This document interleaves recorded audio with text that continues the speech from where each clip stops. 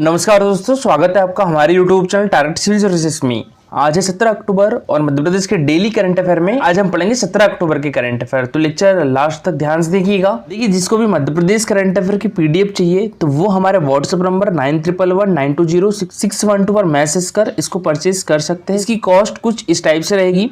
और देखिए, सबसे पहले हम डेज की बात करें तो 1 अक्टूबर को वृद्ध व्यक्ति का अंतर्राष्ट्रीय दिवस, 2 अक्टूबर को अंतर्राष्ट्रीय अहिंसा दिवस, 4 अक्टूबर को विश्व पशु कल्याण दिवस और 5 अक्टूबर को विश्व शिक्षक दिवस। राष्ट्रीय शिक्षक दिवस 5 सितंबर को, 8 अक्टूबर को वायुसेना दिवस, 4 दिसंबर को नौसेना दिवस और 15 जनवरी को थल सेना दिवस। 9 अक्टूबर को विश्व डाक दिवस और 10 अक्टूबर को राष्ट्रीय डाक दिवस। 4 अक्टूबर को अंतर्राष्ट्रीय बालिका दिवस और 24 जनवरी को राष्ट्रीय बालिका दिवस। 12 अक्टूबर को विश्व गठिया दिवस, ये एक प्रकार का रोग है, और 14 अक्टूबर को विश्व मानक दिवस। 16 अक्टूबर को मनाया जाता है विश्व खाद्य दिवस। 16 अक्टूबर को विश्व खाद्य दिवस और 7 जून को विश्व खाद्य सुरक्षा दिवस मनाते हैं। तो देखिए, 1945 में संयुक्त राष्ट्र खाद्य और कृषि संगठन के स्थापना दिवस की याद में हर वर्ष 16 अक्टूबर को विश्व खाद्य दिवस के रूप में मनाया जाता है। विश्व खाद्य दिवस का उद्देश्य हर व्यक्ति तक सुरक्षित और पौष्टिक भोजन की पहुंच को सुनिश्चित करना है। इसके अलावा हर वर्ष 7 जून को विश्व खाद्य सुरक्षा दिवस भी मनाया जाता है। 1945 में संयुक्त राष्ट्र के खाद्य एवं कृषि संगठन यानी FAO की स्थापना की तारीख के मान में वर्ष 1979 में विश्व खाद्य दिवस शुरू किया गया था। और देखिए, अभी हाल ही में वैश्विक भूख सूचकांक 2022 यानी ग्लोबल हंगर इंडेक्स 2022 जारी की गई है। तो इसमें भारत की रैंक कितनी है? भारत 121 देशों में 107वें स्थान पर है। देखिए दोस्तों, यहाँ पर हम बात करें FAO यानी फूड एंड एग्रीकल्चर ऑर्गेनाइजेशन की, तो इसकी स्थापना कब हुई थी? ये हुई थी 16 अक्टूबर 1945 में। ठीक है, फूड एंड एग्रीकल्चर ऑर्गेनाइजेशन की स्थापना 16 अक्टूबर 1945 को हुई थी। इसका हेडक्वार्टर कहाँ पर है? तो ये रोम, इटली में है। और इसके अभी हेड कौन है यानी डायरेक्टर जनरल कौन है? क्यू डोंगियो है। वर्ल्ड फूड डे यानी विश्व खाद्य दिवस 2022 की थीम क्या है? Leave no one behind. याद रखिएगा, थीम इंपॉर्टेंट है, लीव नो वन बिहाइंड। चलिए, सबसे पहले हमने जो कल करंट अफेयर उसका रिवीजन कर लेते हैं, उसके बाद स्टार्ट करके हम आज के करंट अफेयर। तो कल के करंट अफेयर में पहला क्वेश्चन था हमारा 29 नवंबर से 2 दिसंबर 2022 तक मध्य प्रदेश मौसम विज्ञान विभाग IISER और IMSB के द्वारा टॉपमेट 2022 का आयोजन कहां पर किया जाएगा? तो ये हमारे मध्य प्रदेश की राजधानी भोपाल में किया जाएगा। तो इसका आंसर हो जाएगा ऑप्शन नंबर बी, भोपाल। यहाँ बात करें हम मध्य प्रदेश मौसम विज्ञान विभाग की, तो इसका मुख्यालय हमारे मध्य प्रदेश की राजधानी भोपाल में ही है। और बात करें IISER की, तो इसकी फुल फॉर्म होती है Indian institute of science education and research. ठीक है, इसके संस्थान कहाँ कहाँ पर है? तो एक तो कोलकाता में है, पुणे में है, और एक हमारे मध्य प्रदेश की राजधानी भोपाल में भी है, मोहाली में है और तिरुवनंतपुरम में है। देखिए, नेक्स्ट क्वेश्चन है हमारा, केंद्र सरकार ने मध्य प्रदेश में उज्जैन रोपवे के लिए कितने करोड़ रुपए की मंजूरी दी है दोस्तों? तो ये 209 करोड़ रुपए की। तो इसका आंसर हो जाएगा ऑप्शन नंबर बी, 209 करोड़। और इसकी लंबाई कितनी होगी? तो ये 2 किलोमीटर होगी उज्जैन रेलवे स्टेशन से महाकाल मंदिर तक। और इस रोपवे का कार्य कब प्रारंभ होगा? तो जुलाई 2023 से इसका कार्य प्रारंभ होगा। नेक्स्ट क्वेश्चन है हमारा, 16 से 22 अक्टूबर 2022 तक अंतर्राष्ट्रीय श्री रामलीला उत्सव का आयोजन कहाँ किया जाएगा?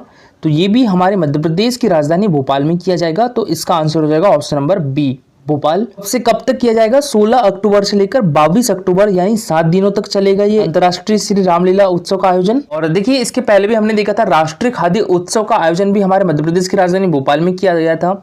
और अभी हाल ही में नर्मदा महोत्सव का आयोजन कहाँ पर किया गया है? बेड़ाघाट जबलपुर में किया गया है। मध्य प्रदेश समारोह का आयोजन कहाँ पर किया जाता है? तो ये न्यू दिल्ली में किया जाता है। ठीक है, तो मध्य प्रदेश समारोह का आयोजन न्यू दिल्ली में होता है, ये याद रखिएगा, बहुत बार क्वेश्चन पूछा गया है। नेक्स्ट क्वेश्चन है हमारा, 1 नवंबर 2022 को मध्य प्रदेश का कौन सा स्थापना दिवस मनाया जाएगा? तो ये 67वां स्थापना दिवस मनाया जाएगा। तो इसका आंसर क्या हो जाएगा? ऑप्शन नंबर सी, 1 नवंबर 2022 को हमारे मध्य प्रदेश का 67वां स्थापना दिवस मनाया जाएगा। और इस दिन जन उत्सव के रूप में मनाया जाएगा। ये इंपॉर्टेंट पॉइंट है, याद रखिएगा। ठीक है, जन उत्सव के रूप में हमारे मध्य प्रदेश का स्थापना दिवस मनाया जाएगा। देखिए, सबसे पहले हम बात करें हमारे मध्य प्रदेश की स्थापना कब की गई थी? ये 1 नवंबर 1956 में की गई थी। फजल अली की अध्यक्षता में गठित राज्य पुनर्गठन आयोग की अनुशंसा पर की गई थी। और इसके सदस्य कौन कौन थे? हृदयनाथ कुजरू थे और डॉक्टर KM पन्नीकर थे। प्रदेश की राजधानी क्या बनी? भोपाल बनी। और भोपाल पहले सीहोर डिस्ट्रिक्ट की तहसील हुआ करता था। फिर बाद में 1972 में ठीक है, 1972 में भोपाल को जिला बनाया गया। दोस्तों अब स्टार्ट करते हैं आज की करंट अफेयर। तो आज की करंट अफेयर में पहला क्वेश्चन है हमारा, हाल ही में केंद्रीय गृह मंत्री अमित शाह ने 500 करोड़ रुपए की लागत से नए एयर टर्मिनल का शिलान्यास कहाँ किया है? तो ये ग्वालियर डिस्ट्रिक्ट में किया है। तो इसका आंसर हो जाएगा option number C, Gwalior district. देखिए हमारे मध्य प्रदेश में कितने इंटरनेशनल एयरपोर्ट है? तो 2 इंटरनेशनल एयरपोर्ट है। कहाँ कहाँ पर है? एक इंदौर में है और एक भोपाल में है। और ये क्वेश्चन एमपीपीएससी 2021 के प्री एग्जाम में पूछा गया था। और भोपाल एयरपोर्ट का नाम क्या है? राजा भोज एयरपोर्ट है। और इंदौर एयरपोर्ट का नाम क्या है? देवी अहिल्याबाई एयरपोर्ट है। भारत का पहला कार्गो हवाई अड्डा मध्य प्रदेश में कहां पर स्थापित किया जाएगा? तो ये डबरा में स्थापित किया जाएगा। और डबरा कहां पर है? ये भी मध्य प्रदेश के ग्वालियर डिस्ट्रिक्ट में ही है। और इस कार्गो हवाई अड्डे को राज्य सरकार और ग्वालियर चीनी कंपनी लिमिटेड का संयुक्त उपक्रम विकसित करेगा। मध्य प्रदेश का सबसे व्यस्तम हवाई अड्डा कौन सा है? तो ये देवी अहिल्याबाई होलकर हवाई अड्डा है, जो कि इंदौर में है। और मध्य प्रदेश का एकमात्र सैन्य हवाई अड्डा भी किस जिले में स्थित है? तो ये ग्वालियर डिस्ट्रिक्ट में स्थित है। मध्य प्रदेश के किस राष्ट्रीय उद्यान में हवाई पट्टी है? इसका पहला राष्ट्रीय उद्यान कान्हा किसली राष्ट्रीय उद्यान में हवाई पट्टी भी है। अच्छा, हमारे मध्य प्रदेश में वायु परिवहन कब आरंभ हुआ था? तो ये 1948 में आरंभ हुआ था। ये भी इंपॉर्टेंट है, याद रखिएगा। तो देखिए अभी हाल ही में 16 अक्टूबर 2022 को केंद्रीय गृह मंत्री अमित शाह ने ग्वालियर में 500 करोड़ रुपए की लागत से होलोग्राफिक तकनीक से प्रस्तावित नए एयर टर्मिनल का शिलान्यास किया है। अमित शाह ने जय विलास पैलेस महल परिसर में बनाई गई मराठा साम्राज्य को समर्पित गैलरी गाथा स्वराज का शुभारंभ किया है। नेक्स्ट क्वेश्चन है हमारा, मेडिकल की पढ़ाई हिंदी में कराने वाला देश का पहला राज्य कौन सा बन गया है? तो ये हमारा मध्य प्रदेश बन गया है। तो इसका आंसर क्या हो जाएगा? ऑप्शन नंबर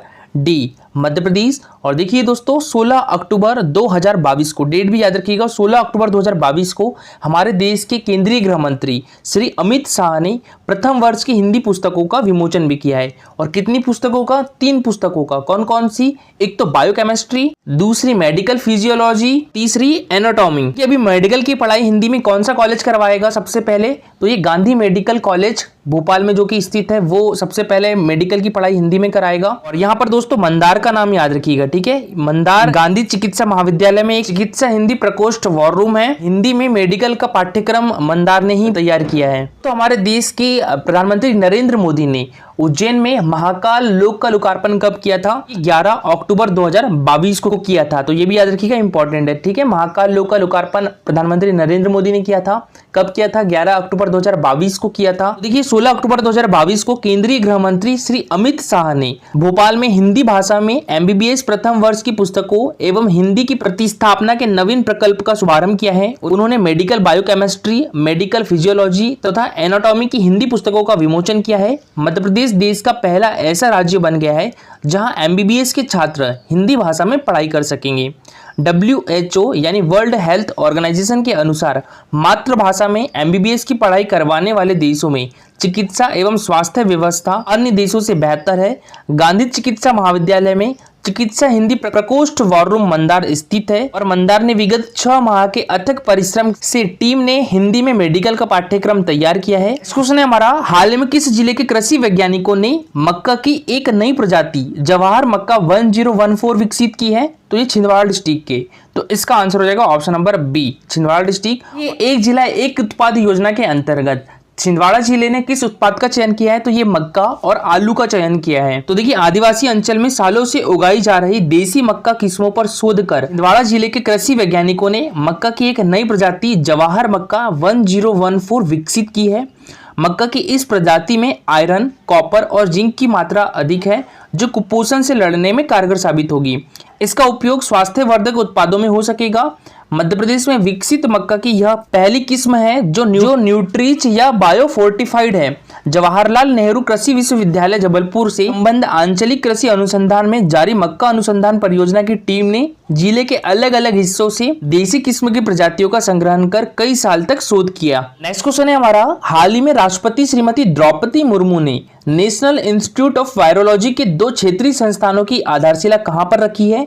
तो ये हमारे मध्य प्रदेश के जबलपुर में और असम के डिब्रूगढ़ में, ठीक है, दोनों जगह। तो इसका आंसर क्या जाएगा? बी और सी दोनों। देखिए अभी हाल ही में हमारे देश की राष्ट्रपति श्रीमती द्रौपदी मुर्मू ने IIT गुवाहाटी में सुपर कंप्यूटर परम कामरूपा का उद्घाटन भी किया है। तो ये भी याद रखिएगा, मोस्ट इंपॉर्टेंट है, ठीक है। परम कामरूपा ये एक सुपर कंप्यूटर है। इसका उद्घाटन किसके द्वारा किया गया है? तो ये हमारे देश की राष्ट्रपति द्रौपदी मुर्मू के द्वारा।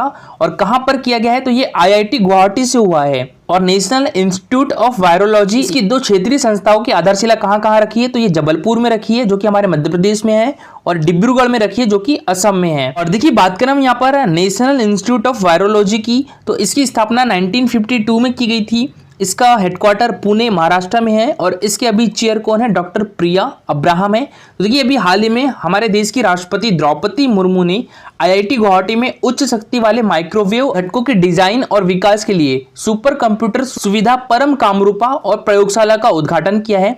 और उन्होंने धुबरी में मेडिकल कॉलेज और अस्पताल का उद्घाटन भी किया है। और इस अवसर पर नेशनल इंस्टीट्यूट ऑफ वायरोलॉजी की 2 क्षेत्रीय संस्थान की आधारशिला भी रखी है। कहां पर, एक डिब्रूगढ़ असम में और हमारे मध्य प्रदेश के जबलपुर में। और देखिए दोस्तों, कल का हमारा क्वेश्चन था प्रियांशु राजावत का संबंध किस खेल से है, तो इनका संबंध बैडमिंटन से है। तो इसका आंसर हो जाएगा ऑप्शन नंबर ए। ठीक है, इनका संबंध बैडमिंटन से है। और ये किस डिस्ट्रिक्ट के है, तो धार डिस्ट्रिक्ट के हैं। और देखिए इनके द्वारा मई 2022 में थॉमस कप जीता गया, और इस बार दोस्तों भारत ने पहली बार थॉमस कप जीता है। तो मोस्ट इंपॉर्टेंट क्वेश्चन है, याद रखिएगा। और देखिए ऐसा भी क्वेश्चन पूछ सकते हैं कि थॉमस कप का संबंध किस खेल से है, तो ये बैडमिंटन से है। हमारे मध्य प्रदेश गवर्नमेंट के द्वारा 2020 का एकलव्य पुरस्कार बैडमिंटन में किसे दिया गया है, तो ये गौरांशी शर्मा को दिया गया है। और गौरांशी शर्मा दिव्यांग खिलाड़ी है, इसलिए याद रखिएगा गौरांशी शर्मा का संबंध किस खेल से है, तो बैडमिंटन से है। और इनको एकलव्य पुरस्कार 2020 से सम्मानित किया गया है। इनका संबंध किस डिस्ट्रिक्ट से है, तो भोपाल डिस्ट्रिक्ट से है। और आज के लिए आपका क्वेश्चन है, भारतीय प्रवासी सम्मेलन 2022 का आयोजन हमारे मध्य प्रदेश के किस शहर में किया जाएगा, इंदौर में, भोपाल में, रतलाम में या विदिशा में। तो इसका आंसर पूरा डिटेल में दीजिएगा। हमारा Telegram channel target civil services, तो इस पर डेली क्विजेस होते हैं, तो इसमें आप भी पार्टिसिपेट कर सकते हो। टेलीग्राम चैनल की लिंक आपको हमारे वीडियो के डिस्क्रिप्शन बॉक्स में मिल जाएगी। और दोस्तों लेक्चर अच्छा लगा हो तो लाइक और शेयर जरूर करिएगा। अगर आप इस चैनल पर नए हो तो सब्सक्राइब भी कर लीजिए। Thank you so much for watching this video.